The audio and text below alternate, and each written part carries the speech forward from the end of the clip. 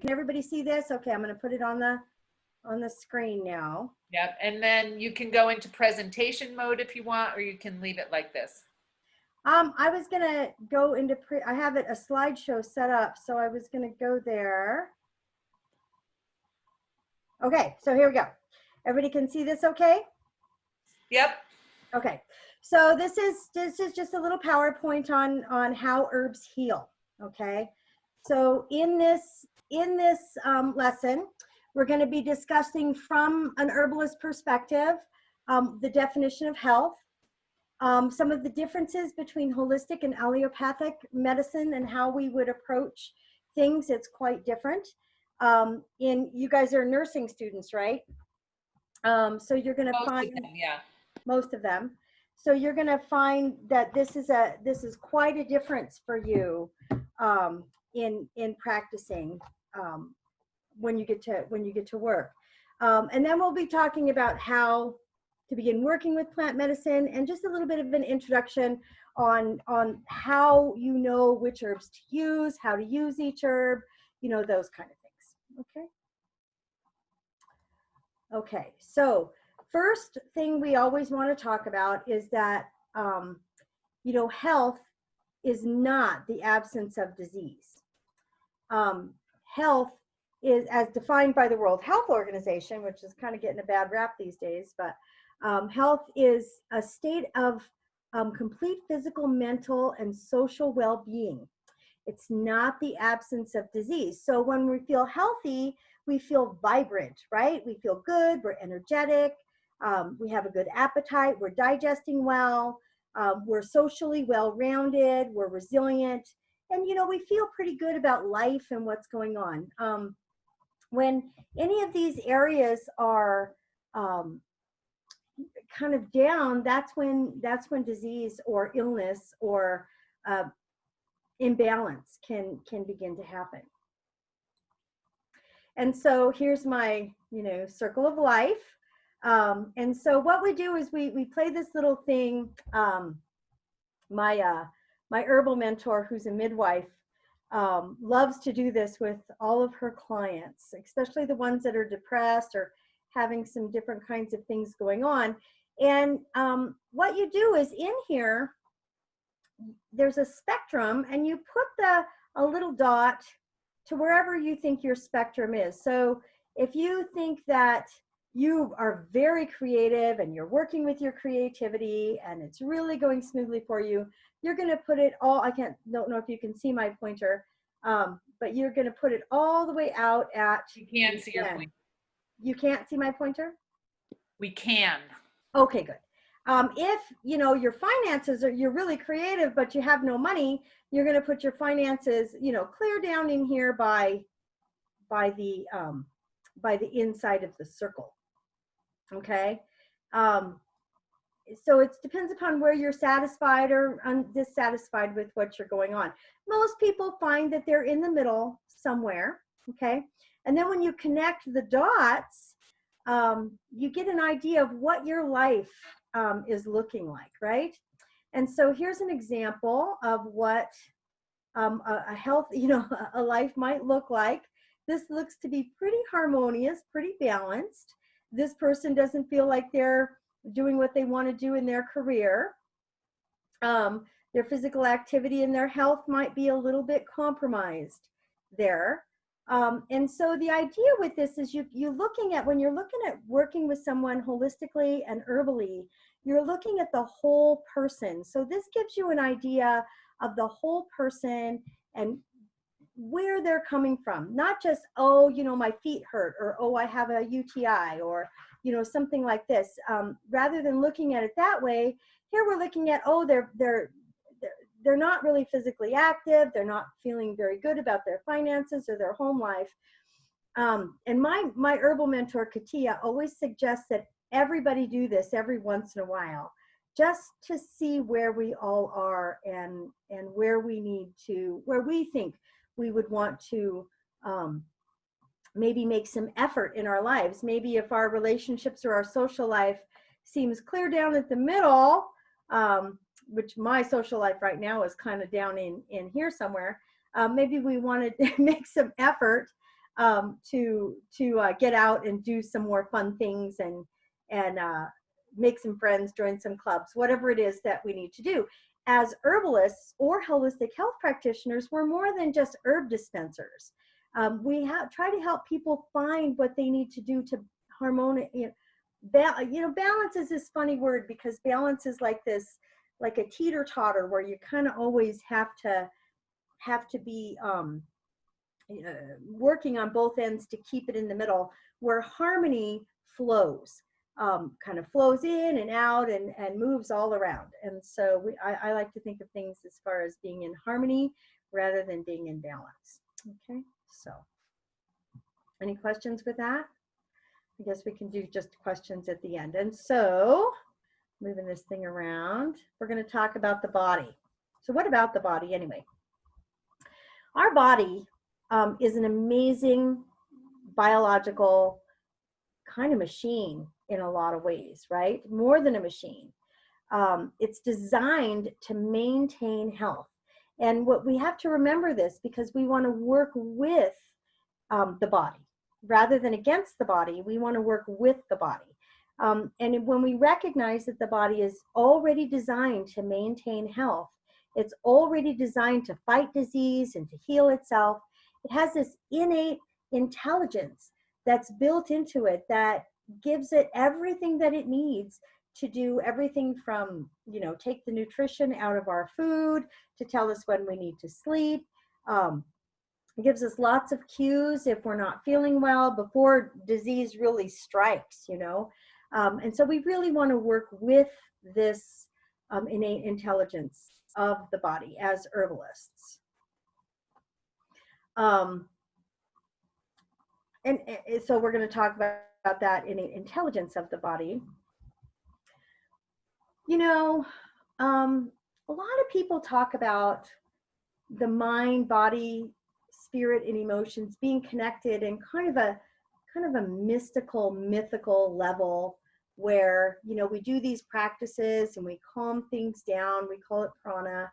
We're calming down the movement of the mind, and we're calming down the movement of the body, and it's kind of all this, I need to be balanced emotionally, physically. But it's more this connection between the mind, body, and emotions. It's more connected than some kind of a mythical or mystical kind of a connection. There's a biological process to this. It's biomechanical and it's biological. There was a researcher named Candace Pert in the 1970s. She did the first research in the area where she actually proved to the scientific community that the emotions that we have and the feelings that we have, all of these biochemical process, they're all part of a biochemical process.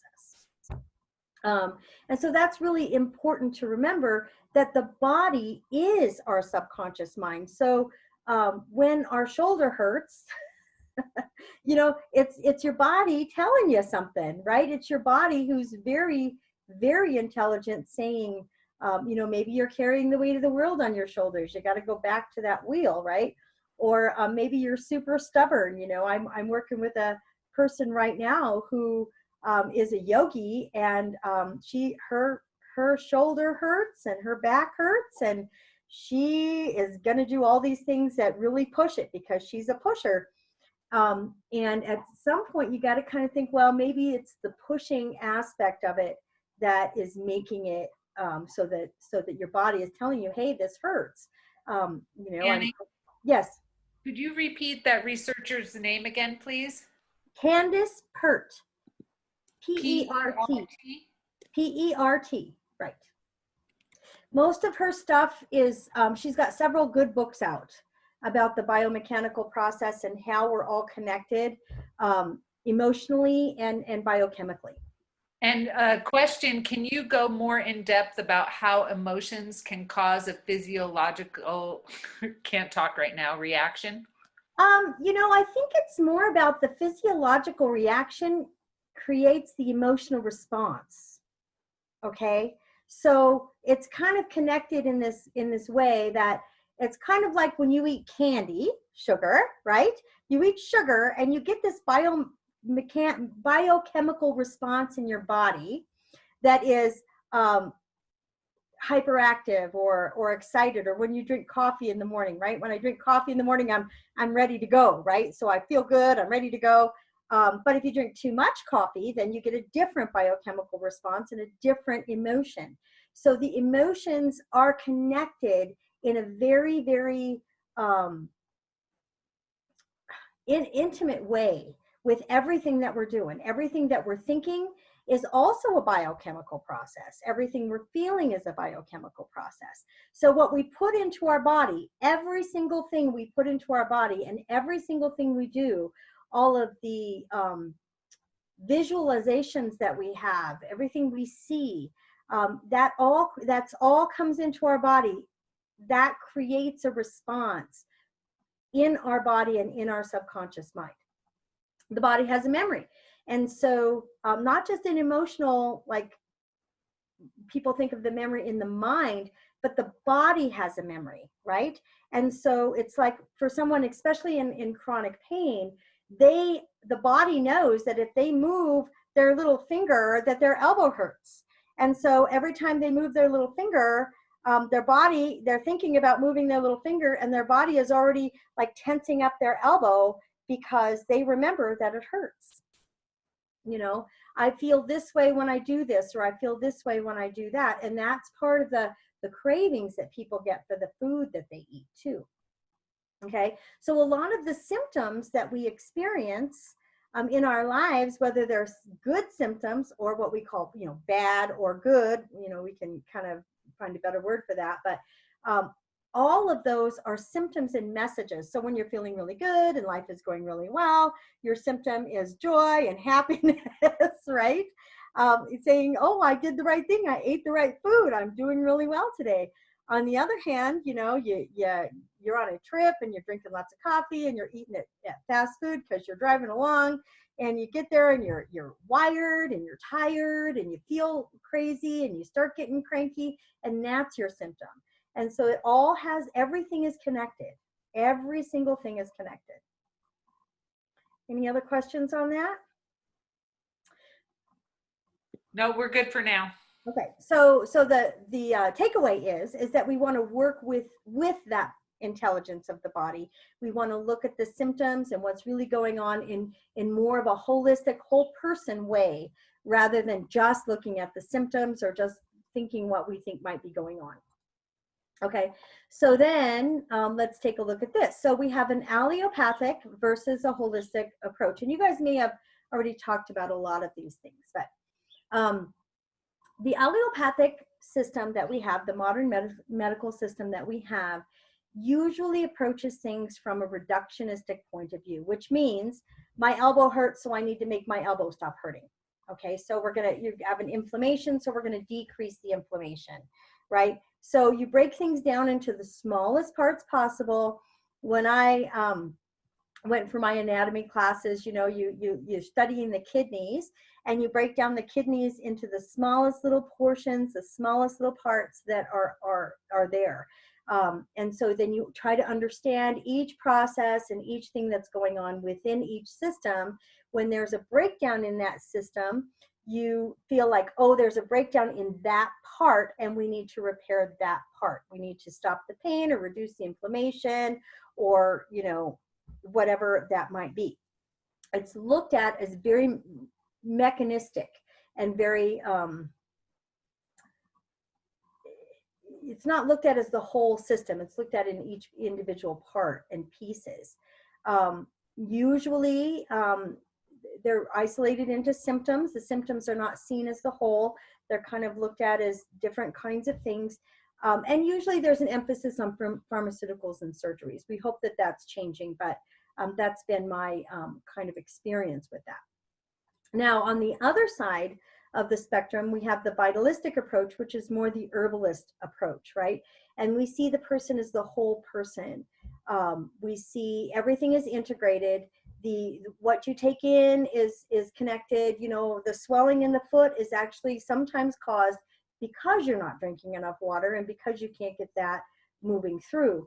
And so we look at that all connected. We look at everything as part of everything else. And what we seek to do is we seek to build the vitality of the person and build the vitality of the symptoms and remove the obstacles for healing.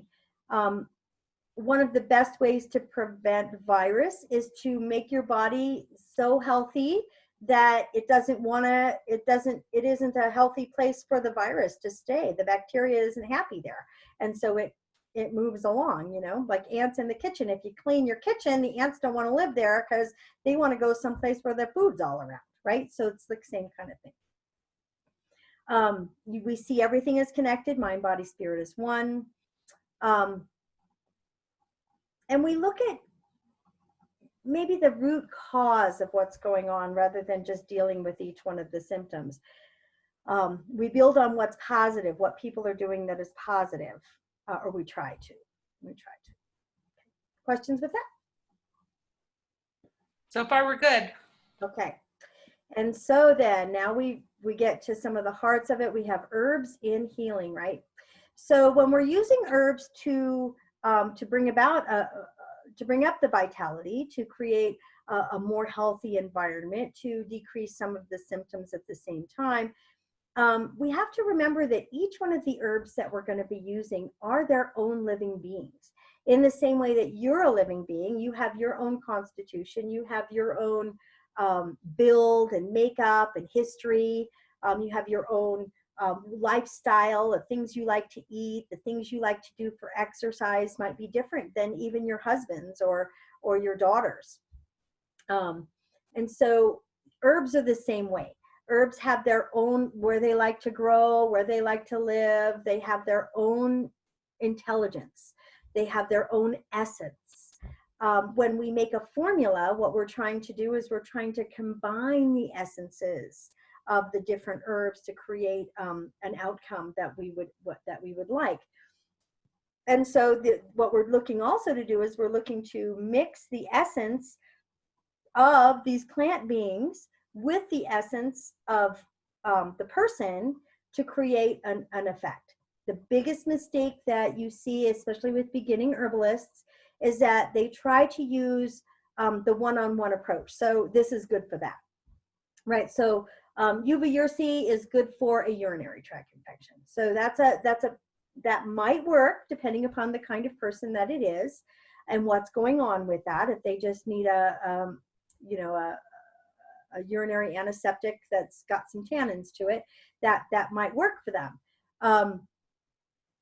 But that is the biggest mistake that we make. I have a headache, and so rosemary is good for headaches, so I'm gonna take that. So the one-on-one approach to this for that is the biggest mistake that most herbalists or most beginning people that want to use herbal medicine or use herbal remedies will make. Okay. Can you talk about that a little bit more, Annie? Like, so you're saying that a combination might be better for the person, and so somebody who's new just automatically goes to peppermint for headache or rosemary for headache or whatever, and not thinking about combinations, or they're not thinking about the whole person. I'm not sure. I think that it's you got to take the whole person in consideration. So let's take peppermint, for example, and we can even talk about peppermint essential oil or peppermint tea or whatever. So peppermint has this kind of quality to it that is kind of a it is a cooling quality, but it's an ether-like quality. It expands, right? When you taste it, it kind of has that minty, kind of camphor-y, kind of expansive kind of flavor, right? And so what that does is that creates this expansive feeling in your system. So if it's working on your headache, it can be working on a couple of different levels. Number one, it can be working on vasodilating because it opens the blood vessels in your brain, right? So it opens the blood vessels in over your whole body. So if the blood vessels are closed and you're not getting enough oxygen or enough blood, then that can cause a headache, especially if there's been an injury. Now, the other thing that peppermint does is that peppermint is a very nice digestive herb. About 80% of headaches that people get are digestive based. And so if it's working on your headache and it's kind of a digestive based thing, then it's also going to work because it's going to help with your digestion. Now, if the digestion problem is caused because you have acid reflux, then it's not going to work because peppermint has a tendency to make acid reflux worse over the long term. And so all of a sudden it might say, oh, but it helps my acid reflux, but oh, my headaches are so much worse. Then, you know, you're working with the wrong herb, because really peppermint doesn't help acid reflux over the long term because it loosens the esophageal reflux. And so it's just going to kind of create the problem, even though you're taking it and right then it may seem to help right then with the symptom. Overall, you're causing it's a harder problem. Now, say that you took a little tiny bit of peppermint and you mixed it with some other things like some rosemary, or say the stress is a headache.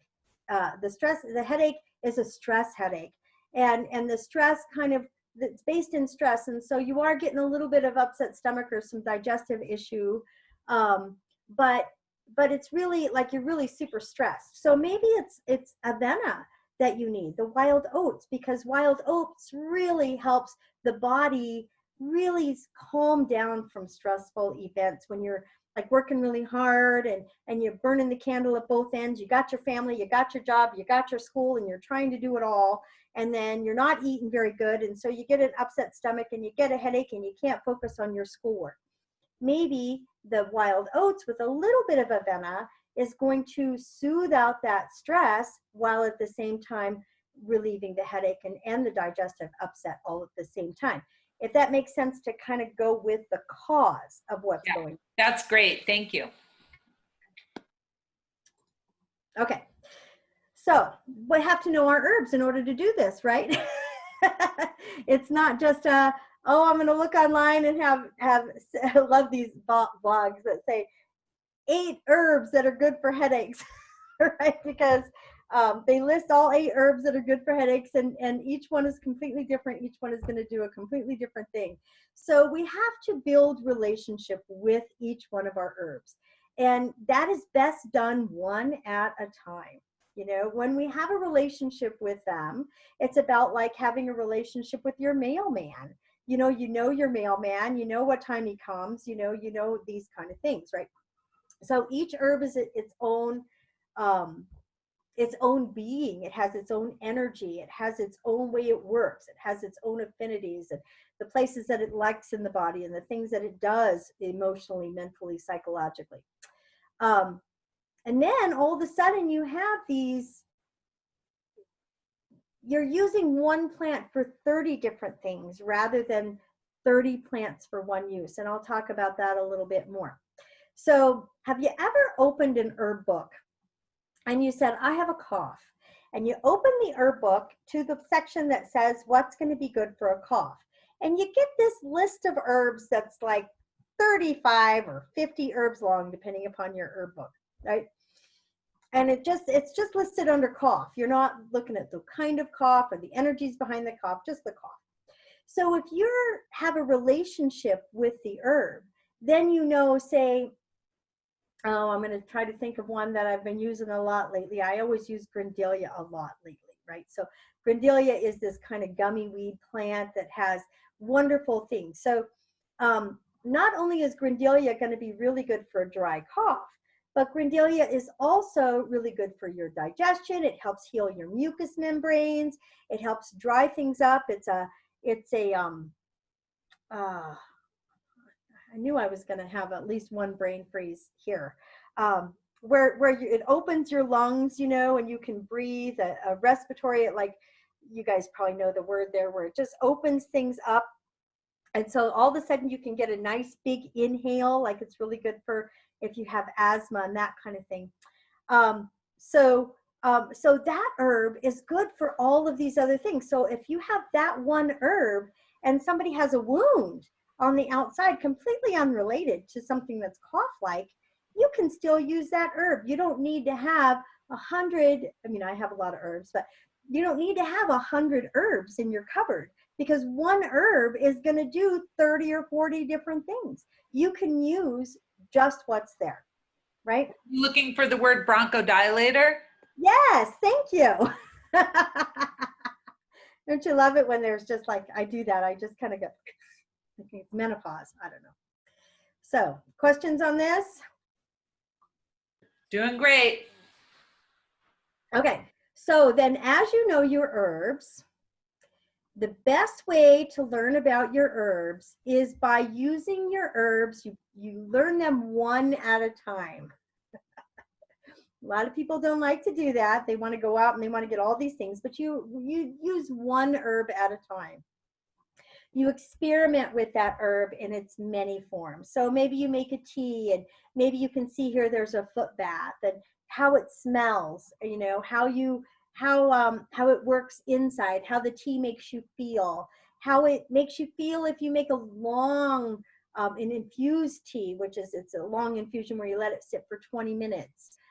There's some herbs that are best used when you let them sit for overnight, you know, because you can really pull out all of the minerals and vitamins and everything from those herbs. How does that make you feel? How does it taste?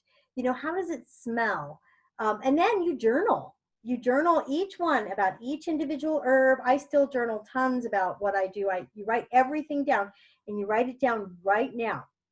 You research what these new people are doing, all these studies now about the herbs. And so you can research not only just those studies that they're doing, but how they've been used in the past, how traditional peoples that didn't have studies, how they use them and how they've been used for centuries. The most important thing is to focus on the qualities and how you feel. So qualities are like, one of my favorite herbs is avena, right? Avena. And my first herbal teacher was an old Mormon woman who I worked in the garden with. And she didn't use any of these modern terminologies that we use now. And she would pick this plant, which I know now is mallow, and she called this a soft herb, right? Soft. So that's a quality. It's soft. And so it creates softness in the body. So if you have hardness, it creates softness. So if you can feel that on your tongue, you can taste it, you can see how it feels. Does it make me feel soft? You know, like inside, outside, how does it do that? When I put my feet in, you can see this lovely picture with the foot soak. How does that make you feel? Can you feel it coming into your body? Does it make you feel relaxed? And if you can make it personal and you know how it makes you feel, then you're going to have a better idea about how it's going to help someone else to feel as well.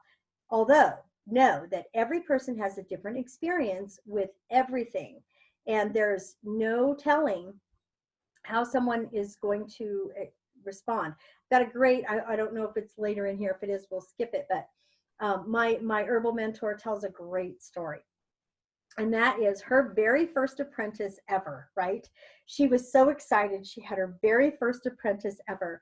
And so they were making tinctures, right? They were making echinacea tinctures. And they were so thrilled. They were doing this thing and they were just really enjoying it. So the first thing that this apprentice did was she went home and she gave this echinacea tincture to her husband, who promptly had anaphylactic shock and went to the emergency room. Now, who would think that echinacea would cause anaphylactic shock, right? But he had this allergy to Asteraceae family plants that no one knew of because she just had started studying herbs and had no idea. And what the takeaway from the story is that no matter who you are, no matter how much experience you have, no matter what you think is going on, this person in front of you that you're saying, oh yeah, go home and take some echinacea, you have no idea how they're going to actually respond to that. So as herbalists, a big part of what we do is education. We teach people how to take just a couple of drops to make sure that they're going to be okay. When I had my apothecary, one of the things that I did was I always had them take 2 drops as I was making I would put it on their wrist right here first, and then I would talk to them, and then I would give them just 2 drops on their tongue, 1 or 2 drops on their tongue, as I was making things and giving them their instructions. And then I could see, did they start like this with their nose? Did they start like this with their eyes? Were they thirsty all of a sudden? What's going on? And just a small amount to make sure nobody had any problems. And you can kind of tell. And then it's like, if there's a problem or you think that there might be a problem, you change your formula, you change what you're using.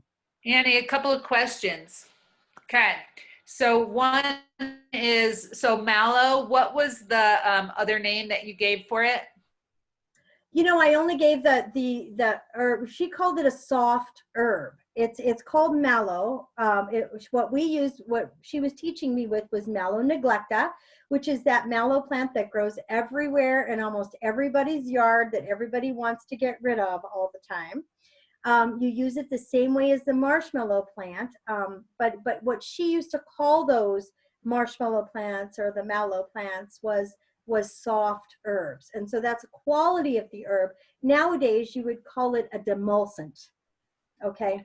And the other question is, since you started to talk about, like dangers of herbs, there was a question, are there herbs that are dangerous, and are there herbs that are dangerous to take with medications? Absolutely, there are dangerous herbs, and absolutely there are dangerous herbs that to take with medications. As an herbalist, I do my due diligence. I look up, one of the things, part of my educational process is if someone comes to me, they pretty much get a list of, if they're on medications, they pretty much get a list of the kind of herbs that they should stay away from and the kind of herbs that might be okay. There's some poster children to our dangerous herbs and counteracting with medications. And that is, the big one that comes to mind and jumps right out is St. John's wort. St. John's wort is the poster child for interacting with medications. There's others though. It's kind of like and like, the like can expand on the like. And so if you're taking herbs for a heart condition, you want to be really careful with herbs that can act on the heart and the circulatory system. And so what I do is I do my due diligence. I look up each one of the medicines and really look at how they act in the body, what receptors they work with, so that when I'm moving with the herbs, I have a better idea of how to be able to tell each person what to expect and how to tell whether they're gonna be okay with that or not. The other part of that question was, are there herbs that are dangerous? And that is yes, there are herbs that are dangerous.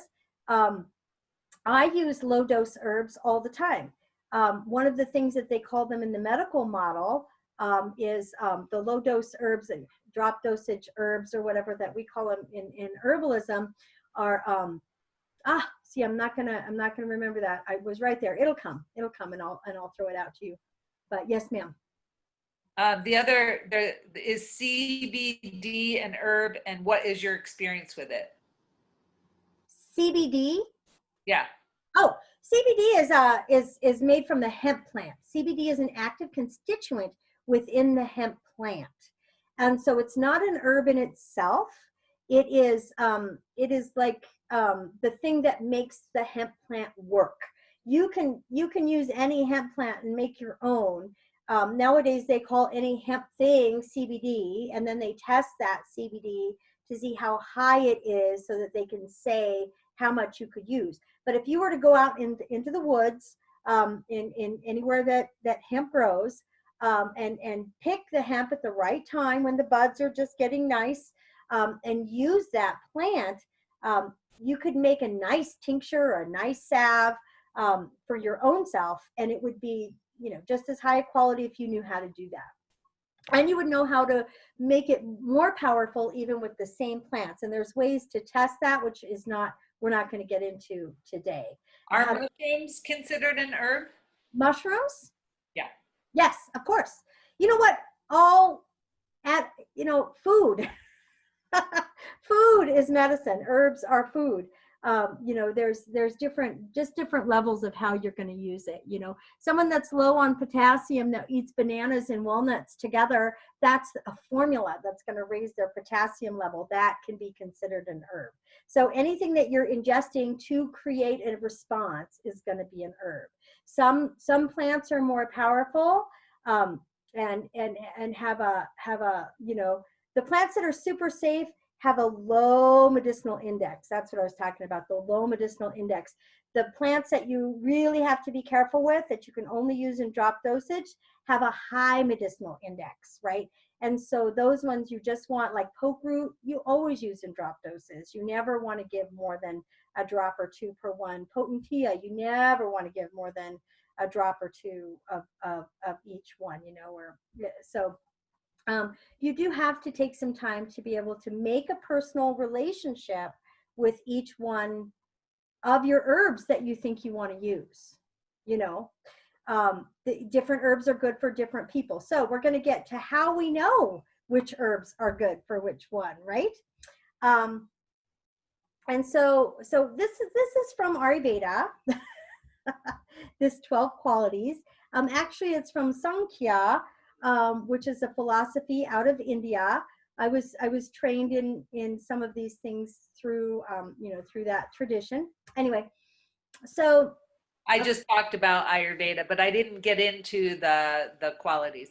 Didn't get into the qualities. According to Ayurveda and according to Sankhya philosophy, there are 20 basic qualities which build up the entire universe. Now, there's these 20 basic qualities, realize that they're on a spectrum, like dull is all the way over here and sharp is all the way over here, right?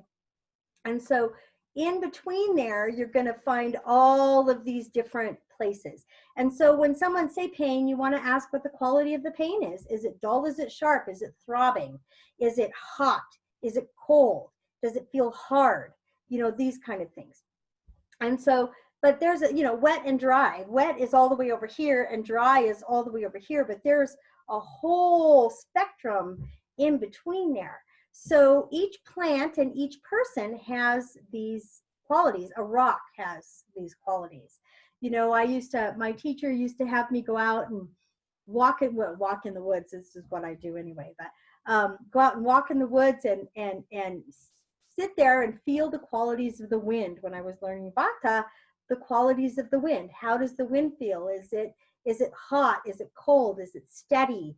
Is it moving? You know, or the trees, you know, is it sharp? Are the pine needles sharp? Are they smooth? Are they cutting? Are they light? Is it heavy? Is it dense? Is it subtle? So this is just kind of a list of the different qualities. And if you look at the qualities that you're experiencing in your symptom or in your problem, then you're going to be able to find the qualities of the plant. And so you want to find the qualities of the plant and add the qualities of the plant that will bring the situation back to balance. So if it's sharp, you want to add more smoothness, right? So that it's not sharp, right? If it's hot, you want to add coolness so that it cools off, with some exceptions. But you know, if it's hard, you want to soften it and use one of those soft herbs that, you know, Maureen used to talk about. Or, you know, so this is, she knew this right away. She did not know it came from wherever it came from, but she knew this part. You know, if it comes on quickly, you know, you need to know these things so that you can slow things down, so that you can open things up. So the herbs have these same properties and these same qualities, and we want to work within these kind of things, right? I have a little note down here. What are the qualities of each herb? Right, I'm talking about that. And when you do this, you want to use your own words. You don't want to use some words that are out of a book. You know, that's the hardest part for me sometimes, is I think someone else has a lot of smarts. And so, you know, sometimes my vocabulary isn't what I would like it to be. And so I want to use the words that are there. But it's okay to use the words that you have, the feelings and the reaction. So when you take each herb, you want to see, you know, does it feel sharp in my mouth? Is it, you know, is it like bright and bold and opening things up? And one of the tastes is pungent. And I had a young student one time, I think she was about 10 or 12. And she used to come. She's great. She's great. She's 15 now. And she wanted to taste and touch everything, of course, you know. And so I always said yes, because there was nothing that was going to really hurt her. I never had poison ivy or anything. And so she tasted motherwort, which is pungent, but it's bitter pungent, right? And so the pungent flavor is, I can't believe it won't go away. It's my favorite definition for that, because that's what she would do. Oh my God, it won't leave my mouth. So cayenne does the same thing, right? It's that pungent, it's that, can't get it out of my mouth, can't get it out of my system. So anyway, we're going to get into the taste. So I think I diverged there, sorry. Any questions on this stuff? Nope. And just so that you know, you have about 5 minutes left. Oh, well, we better hurry up then. Okay, sorry, I can surely talk. Okay, so then the other thing that we have is we have hot, cold, harmonizing things. So if it's dry, we want to moisten it.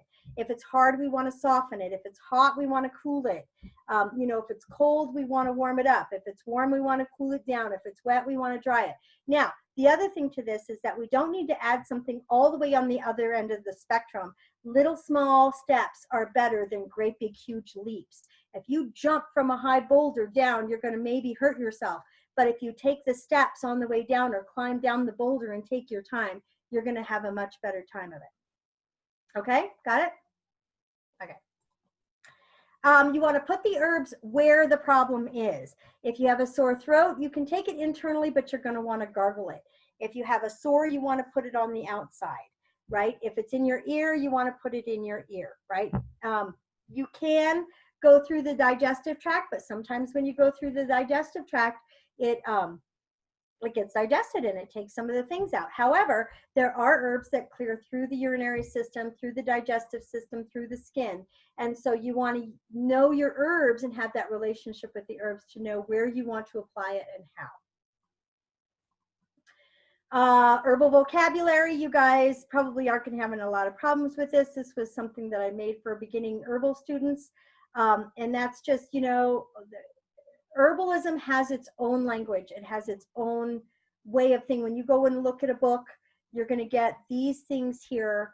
I don't think we need to stick with this too much. As nursing students, you guys probably know more of the chemical language than I certainly do. I don't like that part. So, but this is, you know, it's got its own vocabulary, and to be comfortable and familiar with the vocabulary makes it much easier to do research. And then I give an herbal example, which I probably don't have time for. Let me just see how far we go here with this.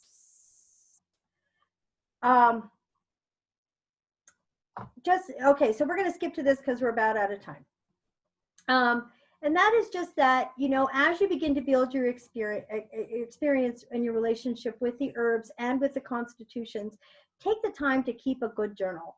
Write down what you did, what you made, how you made it, what you're going to use it for, what you thought of it before, during, and after, how you felt when you were making it, you know, what it felt like, what it smelled like, what it tastes like, how did it work for you, what are your impressions of that, how do you want to change it, and write it down right away. Label everything right now.